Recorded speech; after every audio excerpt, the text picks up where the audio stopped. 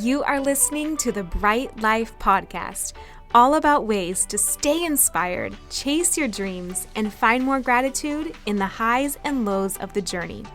I'm your host, Jessica Johnson.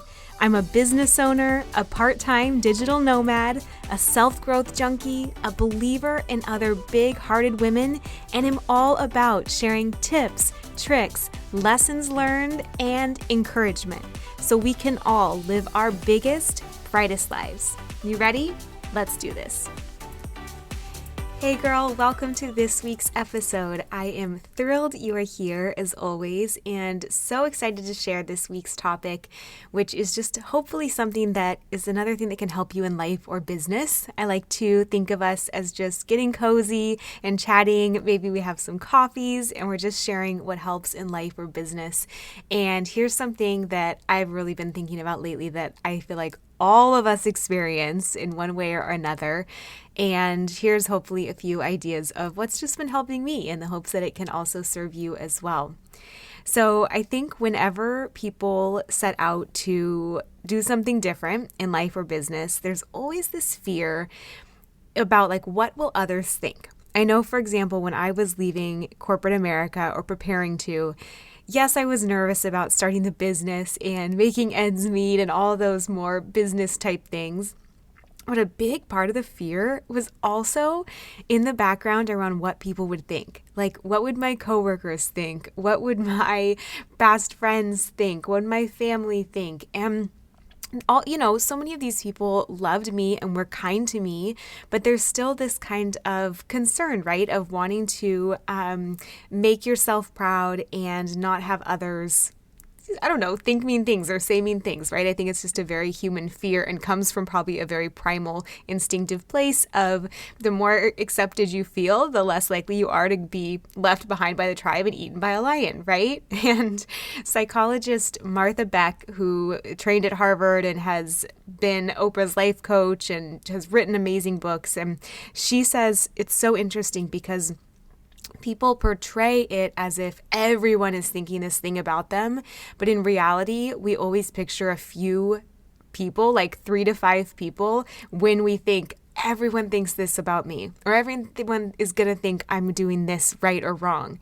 So that's one thing to just remember is you may think that everyone is perceiving something, but really it's probably just a few people that for whatever reason are the ones who come into your mind when you think about doing something.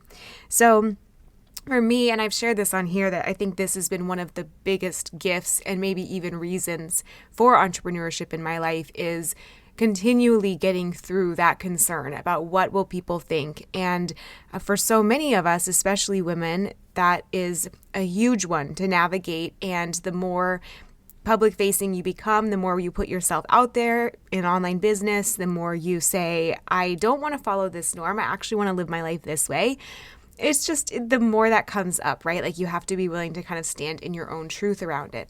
And so I want to just share a few things that help me and have helped my journey, and I hope that they help you as well. So I think the first thing to remember, number one, is that for the most part, people are really not thinking about you, and not in a mean way, but people are so preoccupied with their own lives. And, even think about your own habits. If you see something on social media that you disagree with, you probably spend 10 seconds of energy on it, and then you go back to your life, your challenges, your celebrations, and you probably don't think about that again for another 3 months, right? Until you see the person in your feed again. And that's just, it's not meant to be a mean thing, no one's thinking about you, but almost just a relaxing thing around people have got their own stuff, and so you do not have to worry about them thinking about yours all the time. They will make their one judgment for 10 seconds, and then are you really not going to do what you want to do for the rest of your life or for the next decade because someone has a thought about you for 10 seconds, right? So that's something I for sure try and remember. A second thing is it's okay if people don't get it. And some won't. For anything that you do, some people will not get it. And that doesn't mean that what you're doing is wrong. It just is human nature. People have their own pasts, their own projections, their own fears, experiences. And so that's what they are reflecting back to you when you say you want to do something. It's never really about you. It's about what they think of that thing based on their history, based on what their parents taught them, based on what fears they have or what they haven't resolved in their own hearts or minds. And so it's never really about you. And people aren't not everyone is meant to get your dream. Like, your dreams are inside you for a reason versus someone else. They are yours. So people will absolutely bring their own stuff to them, but if they don't have your desires or your dreams, maybe that's because they're not meant for those people, but that doesn't mean they're not meant for you. If they are in you, they're there for a reason, right? They're in you for a reason. And so you can just remember that I think that your desires are holy in a way. Like, I think that you are, made, you're here for whatever reason or however you got here, and you are built with these desires in your heart. Like, I think it's part of the fabric of who you are and how you were made, and that deserves some kind of reverence around it, right? Like, that's who you are. That's literally how you were created. And so for me, desires are something to really respect and honor, and they're good. They're not something that you have to fight or contend with. Actually, I have another episode on that because I think it was such a key distinction for me to realize your desires are good. They're given to you for a reason, and they're not something that you have to fight or regret or feel guilt around. And so I think just remembering that whenever desires you were given, they're yours. Other people can have their desires. That's theirs. You don't have to get theirs either. But how freeing is that to just realize they may never get it, but that's because their desires are different than yours because they're meant to live different things, right? So that's another thing that I like to remember. The first is like, one, people probably aren't spending that much time thinking about you in a good way. And two, your desires are your desires for a reason. Other people's desires are their desires for a reason. You're both meant to live different things. And the third thing is people reflect your enthusiasm. So for the most part, if you're excited, people will reflect that back to you. If you're unsure, people will sense that and they will reflect that accordingly. So I realized this when I was moving to New York City, and I was so excited about this that people could feel it in my energy. Everyone I told was so excited for me. Like, that is what I felt back. And even if people were like, oh man, I'd never lived there, but man, it's going to be the best for you. That's the kind of energy that I got back because my enthusiasm just shone through. And then conversely, when I went to move somewhere else later, I was a little more trepidatious. I wasn't quite sure. And so that's the way I had the conversations. And I would be like, yeah, I'm moving here and we'll see, blah, blah, blah. And people would reflect that back to me. I realized it so clearly. I probably could have said, I'm moving to Omaha, Nebraska. I'm so excited. And it probably is an amazing place. I haven't been there, right? But it's like, I could have said anywhere and people would have shared that celebration with me. Whereas I could have said, I'm moving to Tahiti, like somewhere really tropical and amazing, right? And if I wasn't excited about it, people would have had that same reflection back to me. So I just try and remember that as almost a check on myself more than even others, is like, what am I putting out there? Just lead with my sincere energy around it and my excitement and enthusiasm and true, genuine feelings around it. And that's what I will see back. And if I'm seeing people that don't like it or react strongly or whatever, there might be a part of me that also doesn't trust it, doesn't like it, is putting out kind of shaky energy around it or things like that. Like, even in my first business, when I would do more of a sales and discovery call model, for a while I was following these sales scripts because that's what I was taught to do by this sales team, and I accepted it, my own ownership, but I did. And I hated it though. Like, it felt so just not my style, like not authentic to me and how I want to talk to people, to follow some script around sales. And I really truly believe that people could feel that in my energy, and that was reflected back to me over and over again on those calls. And so I would really just almost use this as a check for yourself of just what is your true feelings about whatever you are putting out there, and is there some of that reflected in others' reactions, right? Whether their reactions are right or wrong, are they mirroring back to you any of that? And yes, they'll bring their own stuff to it, but that's just kind of a good gauge for me of like, this is interesting. I'm getting some funky energy here. Let me check my own. And then you can decide if it's completely unwarranted. That's fine too. But if there is something to it that is useful for you just as a mirror, can be a good way to look at that. I think another thing that I really realize that gives me peace is that it's okay for relationships to change. So you are a match for the people that you have in your life now. As you evolve, so will your relationships. They will come in and out matching whatever interests or energy or dreams that you have now, right? Like we all look for people who we resonate with and who relate to us in that sense. And so whatever you were doing in college, that was you then. That was your circle then because that's who you were. Whatever you're doing when you got your first job, when you moved to your first city, when you were in your newlywed stage, when you had a baby, like people come in and out for those different seasons. And I used to feel almost saddened by that. Like I used to really try to hang on so tightly to past relationships because I just felt like once I had them, those had to be my closest relationships forever.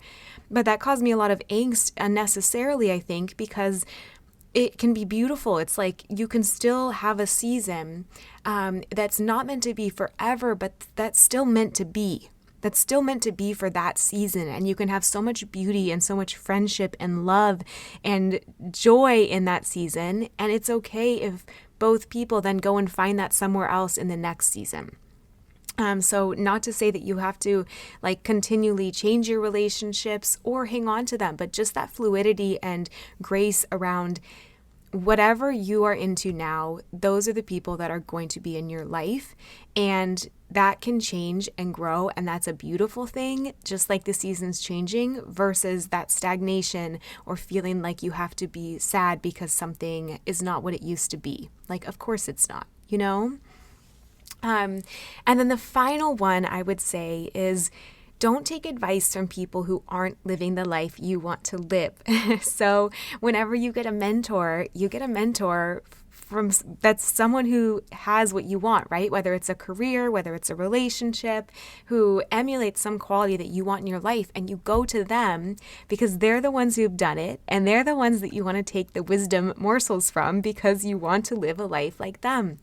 So in the same time, it's so interesting how we hear all these opinions on social media or in the online space, but they're oftentimes from people who aren't living where we want to live. So for every comment or every reaction or DM or whatnot, is that someone that's living the life you want to live, that has the career you want to have, that treats people how you want to treat people? And if not, permission to just let that comment go, to let that advice fall and just, send them a little blessing, thank them, love them, but after that, you don't need to absorb that into your own inner thought process. There's a quote that I love by Teddy Roosevelt, and it says, "It's not the critic who counts, not the man who points out how the strong man stumbles or where the doer of deeds could have done them better. The credit belongs to the man or woman who is actually in the arena, whose face is marred by dust and sweat and blood, who strives valiantly, who errs, who comes short again and again, because there is no effort without error and shortcoming, but who does actually strive to do the deeds, who knows great enthusiasms, great devotions, who spends himself in a worthy cause, who at best knows in the end the triumph of high achievement, and who at the worst, if he fails, at least fails while daring greatly, so that his place shall never be with those cold and timid souls who neither know victory nor defeat." And I just think that is a really strong reminder that if you are out there trying and doing things and feeling your way and acting your way into your right life or right business, good for you. That is amazing. And yours is an opinion that you should take, your own inner thought process, or people who are out there with you doing the same thing, or people that have done it and know how hard it is. That do not take the opinion of people who haven't, or who are still too, scared to, or who are still getting up the nerve to, or who are still trying to protect you because they're scared themselves. So I just think really be proud of yourself for being out there. Be careful of what advice you let in. And again, the things that have really helped me as a summary would be, one, just remembering 10 seconds of someone else thinking about you is not worth a lifetime of you not doing your heart's desire. 2, it's okay if people don't get it, and some won't, because your desires are given to you for a reason, and their desires and interests are given to them for their life and their reasons. 3, people will reflect your enthusiasm, or if you are unsure, that unsurety. 4, it's okay for relationships to change. It's okay for the people that once used to love everything you do to not be those people in this next season, or to be that once again, right? You never know. And then lastly, don't take advice from people who aren't living the life that you want to live, right? Go after your dreams, your desires with enthusiasm, with sincerity. It's okay to make mistakes. It's okay. The only way you learn, as you know, if we talked about this, is by getting out there and taking action and then iterating on what works and what doesn't and getting that feedback and continuing to show up again and again. And it is hard. It's hard to, in a way, live this way and not just check a box or whatnot, but it's the best way. It's so much harder, I think, to feel restless or to feel confined. As humans, we all know what that feels like. And so to live and show up in a way where, yes, it may be challenging and there may no be script for it, but every day you're getting closer and closer to the life that feels right for you and that feels right for you and your desires alone. You know what that is, and you can find your way to that with every right next step or every right next pivot. So I hope this is encouraging to you in just letting go of, what do others think? It doesn't matter. It doesn't matter as long as you are good with how you feel. Maya Angelou says, success is liking yourself, liking what you do, and liking how you do it. And I just think that's such a great way to live your life and something to just return to again and again. So I hope this serves you and hope you have a wonderful week. Talk to you again soon.